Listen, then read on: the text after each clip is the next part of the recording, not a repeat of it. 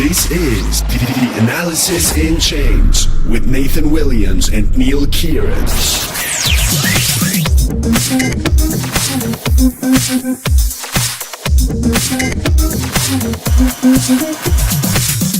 Welcome to Analysis in Chains by CryptoNews.com, your daily source of all things crypto. I'm Nathan Williams, and joining me today is Daniel Benkenstein.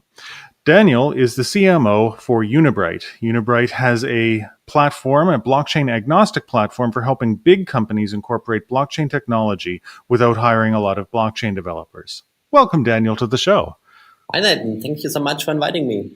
Yeah, well, thank you for joining. So tell me a little bit about Unibright. What exactly is it that these companies need that you're trying to address?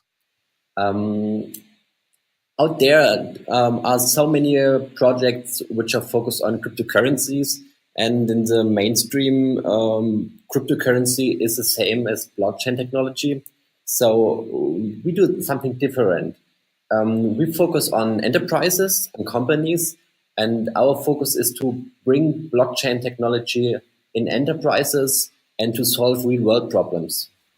I see. So you would work with like big corporates, like I don't know. Well, what sort of big corporates do you work with? So Unibright is a spin-off from SPO Consulting. We work together with SAP for many years. So we did blockchain, we did business integration within the last 15 years. And there are some use cases where it is really useful to have a private or public blockchain. So it's another database to connect companies and processes over the borders of one company. Okay, so what you're saying is that if I had a manufacturing company that was using SAP, for example, for all of our resource planning, then I could contact Unibright and then have that data put onto a blockchain or maybe shared with people outside the company or something like that. Why would I use Unibright? Yes, it goes in the right direction, but it's a lot of easier of that. We created a unified framework, so as our customers has the possibility to focus on their business process. We created a workflow designer, so you can create your business workflows visually, like a workflow, like you know it from maybe Microsoft Visio.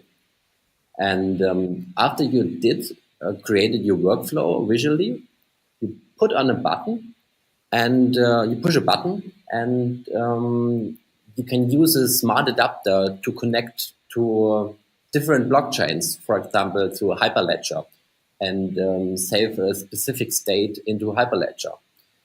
And then we have a connector, and you can connect to this workflow your existing IT systems, because we think blockchain technology will increase the possibilities of business integration, but it will not remove all of your infrastructure.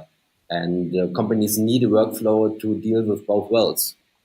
So if I were to use Unibright, I'd create a workflow which would be used internally and I suppose externally. I would then put in a button. I'd connect to the blockchain of my choice. It would save the state. Why would I want to do this? Because there are some specific workflows where it makes sense. For example, in the past years, we did a lot of multi-party approvals. Think about a designing process, a company which is creating goods in Germany. And for example, the manufacturer is in Asia. And we had this case, the German company won't let the Asian guys into their internal SAP and ERP systems. And for this workflow, it really makes sense to save the different approval states into a private blockchain so that all the companies can trust on the data and very transparent process. And all the steps are going on without to let somebody into your internal systems. So, how has the adoption been? Like when you talk to big companies, do they get the need right away, and have they really responded, or has there been a lot of education that you had to do with them? On both sides. So we partnered up with Zülke.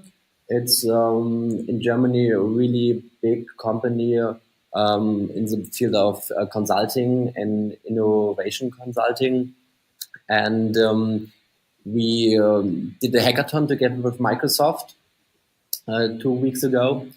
And we see it. So the hackathon was fully booked. So there is a huge interest from companies to use blockchain technology. But at the moment, a lot of companies don't know exactly how to do this. And for that reason, we focus on some very concrete use cases. For example, the multi-party approval. We focus on a supply management solution, and we start with smart templates. So companies can start with a smart template and modify it to their own needs. And our goal for this year is to create at least 3 real-world examples to show the rest of the world. Blockchain technology is here to stay, and it's something else than just cryptocurrencies. What sort of real world examples are we talking about? Anything you can announce yet? Not today, but very soon. Soon enough. Okay, that's fair enough. I wanted to touch a little bit on this idea of multi-party approvals. Because are you talking mostly about company to company, or like have governments also been involved with this? Because a lot of people talk about the idea of using blockchain to reduce paperwork, to increase efficiency. And I'm wondering if you've been dealing with governments and if they're also interested in joining in with blockchain, or if you're finding I guess which type of organizations are most interested and which ones are sort of more resistant? Yeah, at the moment, we're really focusing on companies, and the big companies like SAP, some companies from the finance sector are already clients from SPO Consulting, and so from our mother company. And yes, we will do pilots with them, but at the moment it's too early to announce such a project. And I think the technology can solve so many problems in governments as well. But Nathan, processes in governments are really slow, and we are at a very early stage of blockchain technology, and so there has to be some companies, some leaders who go on the first place to show the rest of the world it's working. And I think it needs some more time before governments come into it. That makes sense. We're talking with Daniel Benkenstein, the CMO of Unibright, and I want to switch gears a little bit. We had mentioned and brought up a couple of times in this conversation already the difference between crypto and blockchain. And I've heard this in my own travels, talking with different companies, that crypto in the company's mind is often very sort of different than the idea of blockchain. Have you had to make that distinction a lot, of saying, yeah, we're not a crypto startup, we're a blockchain startup? And do you think that that distinction is real? Like, is there really a difference between crypto and blockchain? Oh, yes. I had to answer this question 1,000 times during the last month. And I think it's really hard for companies with value who are compared with all the shitty crypto projects from all over the world. You see it in the field of ICOs and all over the world. There are so many projects without any value just to create some cryptocurrencies, and nothing happened. But I think there are some really great projects out there at the moment, and it's a fight between the value projects and the some of the other projects. And but I guess what I'm getting at is like, yeah, no one's arguing that every crypto project is good. There's a lot of bad projects out there, but just from the point of view of the companies, do they see all crypto projects as bad projects, and do they see sort of blockchain as different than crypto? I guess is what I'm getting at. Yeah. I mean, we are both from a technical side, so we understand the technology, and it's easy for us to make the difference.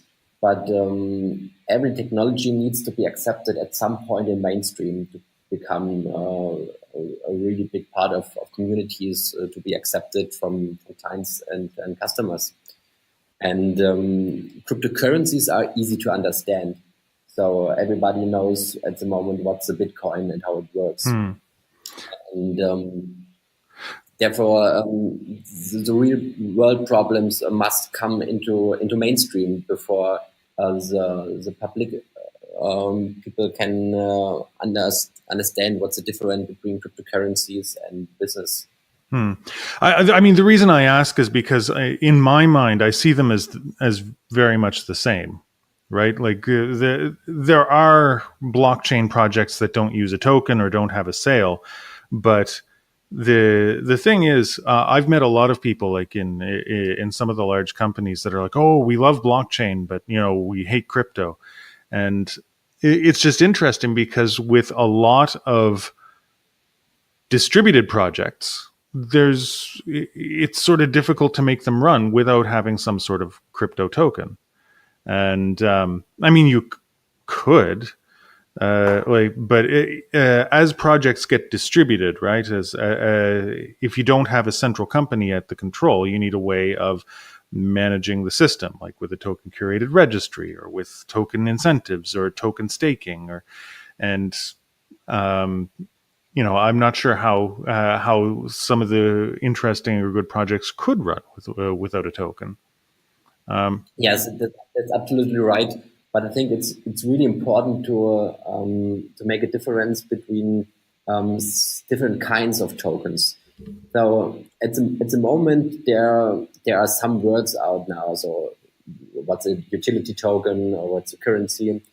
I think in the future we will have different types of tokens, because when you let's make an example. In the future, you pay 1,000 Nathan tokens to buy your new TV. That's right. The Nathan token is taking over the world. Yes, exactly. And then 2 weeks later, you realize now the TV costs only 500 Nathan tokens. You will be really fucked up because, I paid too much.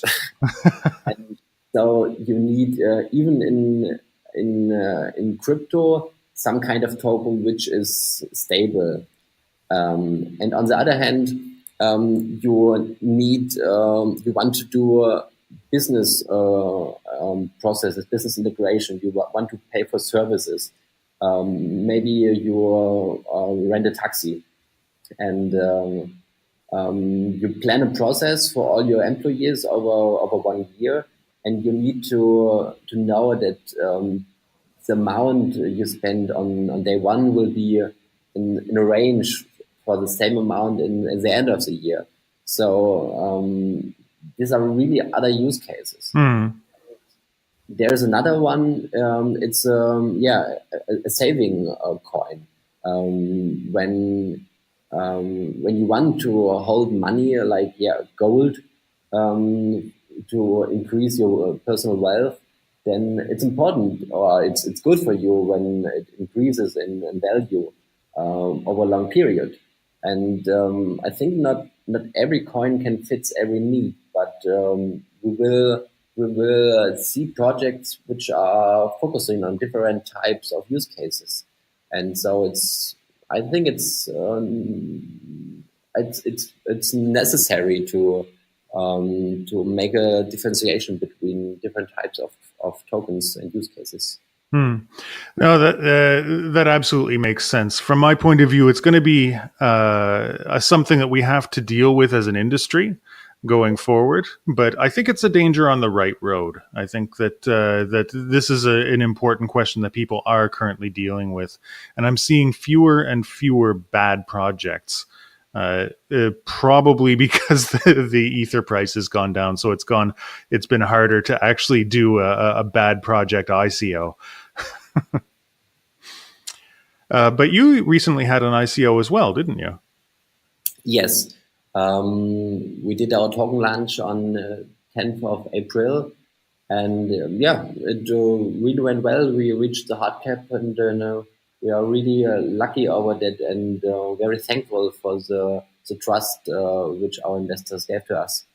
Well, congratulations. I hope to see great things from Unibright in the future. And thank you very much for joining me on the show today. What can we expect? One last parting word before we go. What can we expect from Unibright in the next quarter? We are at the moment partnering with Microsoft. So we did the first hackathon 2 weeks ago.